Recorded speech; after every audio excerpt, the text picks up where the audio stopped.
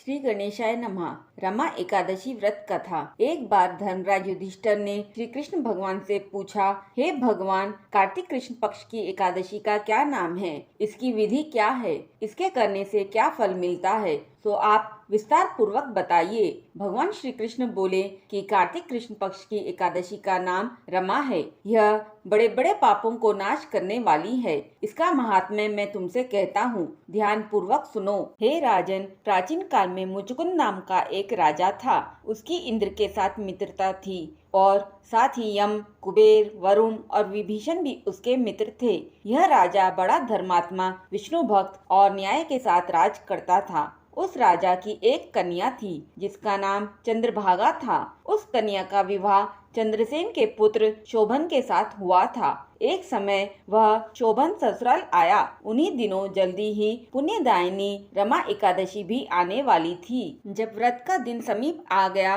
तो चंद्रभागा घबरा कर विचार करने लगी कि मेरे पति अत्यंत दुर्बल है और मेरे पिता की आज्ञा अति कठोर है। दशमी को राजा ने ढोल बजवाकर सारे राज्य में यह घोषणा करवा दी कि एकादशी को भोजन नहीं करना चाहिए। ढोल की घोषणा सुनते ही शोभन को अत्यंत चिंता हुई और अपनी पत्नी से कहने लगा कि हे प्रिय, अब क्या करना चाहिए? ऐसा उपाय बतलाओ कि जिससे मेरे प्राण बच सके, अन्यथा मेरे प्राण अवश्य चले जाएंगे। इस पर चंद्रभागा कहने लगी कि हे स्वामी, मेरे पिता के राज्य में एकादशी के दिन कोई भी भोजन नहीं करता। हाथी, घोड़ा, ऊंट, बिल्ली, गौ आदि भी तृण, अन्न, जल आदि ग्रहण नहीं कर सकते। फिर मनुष्य का तो कहना ही क्या है। यदि आप भोजन करना चाहते हैं तो किसी दूसरे स्थान पर चले जाइए, क्योंकि यदि आप यहीं रहना चाहते हैं तो आपको अवश्य व्रत करना पड़ेगा। ऐसा सुनकर शोभन कहने लगा कि हे प्रिय, मैं अवश्य व्रत करूंगा। जो भाग्य में होगा वह देखा जाएगा। इस प्रकार से विचार कर शोभन ने व्रत रख लिया, परंतु शीघ्र ही वह भूख व प्यास से अत्यंत पीड़ित होने लगा। जब सूर्य नारायण अस्त हो गए और रात्रि को जागरण का समय आया, जो वैष्णव को अत्यंत हर्ष देने वाला था, परंतु वह शोभन के लिए अत्यंत दुखदायी हुआ। शोभन के प्राण निकल गए। तब राजा ने सुगंधित काष्ठ से उसका दाह संस्कार करवाया, परंतु चंद्रभागा ने अपने पिता की आज्ञा से अपने शरीर को दग्ध नहीं किया और शोभन की अंत्येष्टि क्रिया के बाद अपने पिता के घर में ही रहने लगी। रमा एकादशी के प्रभाव से शोभन को मंदराचल पर्वत पर धन धान्य से युक्त तथा शत्रुओं से रहित एक सुंदर देवपुर प्राप्त हुआ। वह अत्यंत सुंदर रत्न और वैदुर्य मणि जटित स्वर्ण के खम्भों पर निर्मित अनेक प्रकार की स्फटिक मणियों से सुशोभित भवन में बहुमूल्य वस्त्राभूषणों तथा छत्र व चवर से विभूषित गंधर्व और अप्सराओं से युक्त सिंहासन पर आरूढ़ ऐसा शोभायमान होता था मानो दूसरा इंद्र विराजमान हो। एक समय मुचुकुंद नगर में रहने वाले एक सोम शर्मा नामक ब्राह्मण तीर्थ यात्रा करता हुआ घूमता घूमता उधर जा निकला और उसने शोभन को पहचान कर कि यह तो राजा का जमाई शोभन है, उसके निकट गया। शोभन भी उसे पहचान कर अपने आसन से उठकर उसके पास आया और प्रणामादि करके कुशल क्षेम पूछी। ब्राह्मण ने कहा कि राजा मुचुकुंद और आपकी पत्नी कुशल से है। नगर में भी सब प्रकार से कुशल है, परंतु हे राजन, हमें आश्चर्य हो रहा है। आप अपना वृतांत कहिए कि ऐसा सुंदर नगर जो न कभी देखा न सुना आपको कैसे प्राप्त हुआ। तब शोभन बोला कि कार्तिक कृष्ण की रमा एकादशी का व्रत करने से मुझे यह नगर प्राप्त हुआ, परंतु यह अस्थिर है। यह स्थिर हो जाए ऐसा उपाय कीजिए। ब्राह्मण कहने लगा कि हे राजन, यह स्थिर क्यों नहीं है और कैसे स्थिर हो सकता है, आप बताइए, फिर मैं अवश्य वह उपाय करूँगा। मेरी इस बात को आप मिथ्या ना समझिए। शोभन ने कहा कि मैंने इस व्रत को श्रद्धा रहित होकर किया है, अतः यह सब कुछ अस्थिर है।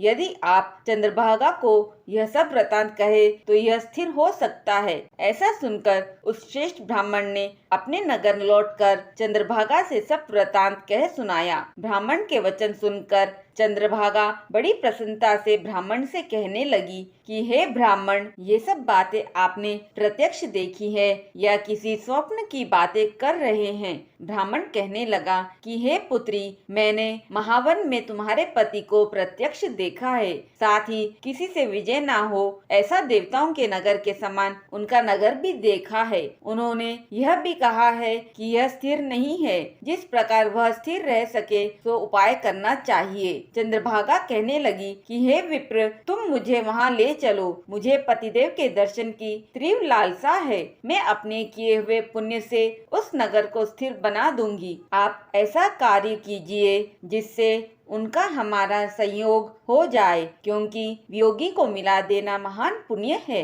सोम शर्मा यह बात सुनकर चंद्रभागा को लेकर मंदराचल पर्वत के समीप वामदेव ऋषि के आश्रम पर गए। वामदेव जी ने सारी बात सुनकर वेद मंत्रों के उच्चारण से चंद्रभागा का अभिषेक कर दिया। तब ऋषि के मंत्र के प्रभाव और एकादशी के व्रत से चंद्रभागा का शरीर दिव्य हो गया और वह दिव्य गति को प्राप्त हुई। इसके बाद बड़ी प्रसन्नता के साथ वह अपने पति के निकट गई। अपनी प्रिय पत्नी को आते देखकर शोभन अति प्रसन्न हुआ और उसे बुलाकर अपनी बाई तरफ बिठा लिया। चंद्रभागा कहने लगी कि हे प्राणनाथ, आप मेरे पुण्य को ग्रहण कीजिए। अपने पिता के घर जब मैं 8 वर्ष की थी, तब से विधि पूर्वक एकादशी के व्रत को श्रद्धा पूर्वक करती आ रही हूँ। इस पुण्य के प्रताप से आपका यह नगर स्थिर हो जाएगा तथा समस्त कर्मों से युक्त होकर प्रलय के अंत तक रहेगा। इस प्रकार चंद्रभागा ने दिव्य आभूषणों और वस्त्रों से सुसज्जित होकर अपने पति के साथ आनंद पूर्वक रहने लगी। तब भगवान श्री कृष्ण ने कहा